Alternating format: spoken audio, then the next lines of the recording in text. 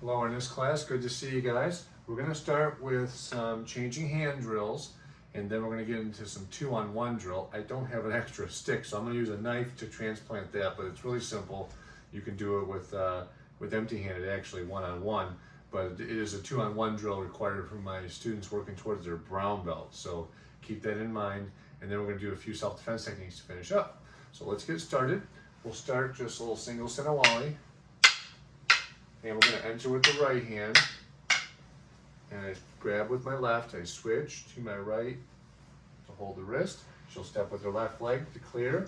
We hit low to start. Okay, so I'll do that again, right hand again. So again, you're going to stop on the backhand strike. My side would enter, she'll push it down. I switch hands there, keep my head protected, duck under, grab the wrist. And then she'll drop her weight if I'm holding tight to release that, and then we come back up and we're continuing. So I'll do that one more time if that's new for you. This is for my blue belts going to blue black belt. So I enter, push down, clear. I step with my left, so does she. We both clear, drop, and we're back. Now normally at the end there, we're on this angle, right? We wouldn't want to just come back and reset. We're doing that for the camera. We would want to stay live wherever we were and just keep going, okay? So keep that in mind as you're practicing. You know, in classes, a lot of times we're confined with space and practice, and sometimes at home we are, or the camera is. So just keep that in mind as you're doing that. So do it again.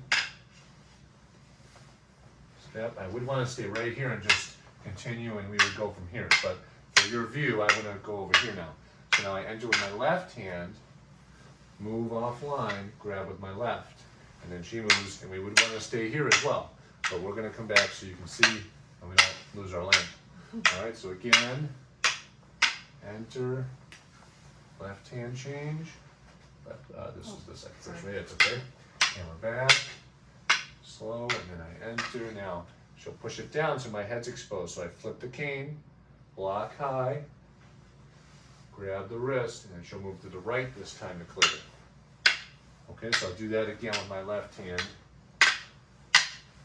Push, move, and clear. Last time. Push, move, clear. Okay, so if you would just hold that out like this. When I enter, when you should enter, it's very important that I move her weapon hand back. I don't want to just leave it there and go around it. I want to press so she feels that and has to respond. I want to really push my knuckles to her face, and I'm also pressing with the tip of my cane. The whole cane is pushing her weapon back. So she has a couple of responses. She could turn her body kind of towards the front there and feel that, or she'll have to use her hand to push it down, which is kind of the response I'm looking for. If you're more advanced, if she's doing that to me and she pushes in, we're trained to push it down all the time and strike high. A real annoying thing that can just throw them off when they push in is you go up, and they don't expect that. So if you're ever playing with someone and you want to throw them off, that's a great way to do it, because we're so trained on pushing down all the time. When you circle the other way, it can really mess with them. So we'll do that again, last time, all the way through. Clear, switch with the left, and then we reset. Move in, I'm pressing, same thing with the left hand, and come back. So the number one thing you have to get good at is that entering movement with the left or right. It shouldn't be a loose, floppy movement. It should feel strong as you're doing that. Now, for my brown belt students, this would be, again, 2 sticks versus 1. I don't have a third stick, so this is what I'll use today. So 3 hits, 1, 2, 3. I enter. Now, similar to what we were just doing. Now I'm going to use the puño of the cane to pinch. When she strikes with that 12, I want to move, drop my weight. I keep my forearm up high underneath, and I'm going to bait with the free hand, and that would be a shot with the weapon. And then I pull this back and trap.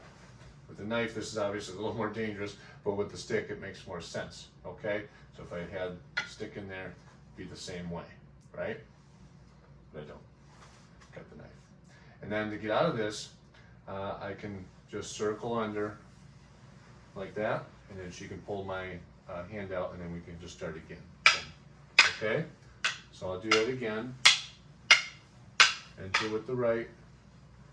Keep my elbow up high, so I want to stay underneath this, and I would be simultaneously throwing this.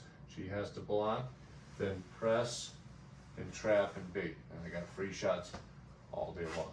Okay, and then to get out of this, I just circle out, and she'll pull the hand out, and then we can start with my left hand, right, and then my right hand. Back to the drill. All right, I'll do one last time. So 3 hits, 1, 2, 3. Move in with a good entry, block and bait, simultaneous if you can, clear it over, and press. And I want to keep my elbow down. That puts more pressure on her to stay in the trap. Okay, everybody?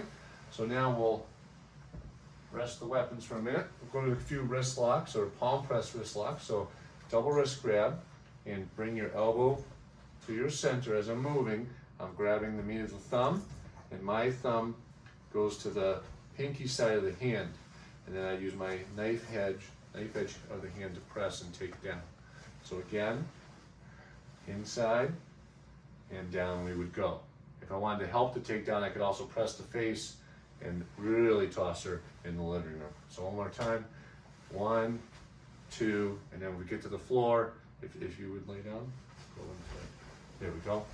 When we get to the floor, this would be pressing and lots of pain there, right, Lindsay? Right. Yeah, it feels great. Okay, so I want, in this position, I want her forearm pointing kind of towards the center of her body, and I push her face away from the technique and lock. All right, so that would be if we get all the way down to the floor. That's a good wrist adjustment, right, Dolly? Yeah. Okay, she's checking out on you, making sure she's all right. And then from the rear choke, same, yeah, she wants to really choke me now. Same principle. I wrap, step, and then we would go to the takedown, okay, as I just showed you. But you see the same position. I could strike from here, lots of great things. So again, I'll do the other hand this time. So I reach up, try to get the meat of the thumb, drop my elbow, and crank.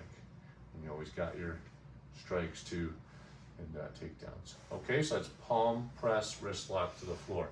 If you got them on the floor, just make sure you're not leaning in too much because they can kick a knee. You want to keep an eye on those legs because that is their next weapon to help themselves. So thank you, Lindsay. Great job as always. And hope you guys had some fun with that. Hope you got some people you can wrist lock at home. We'll see you guys soon.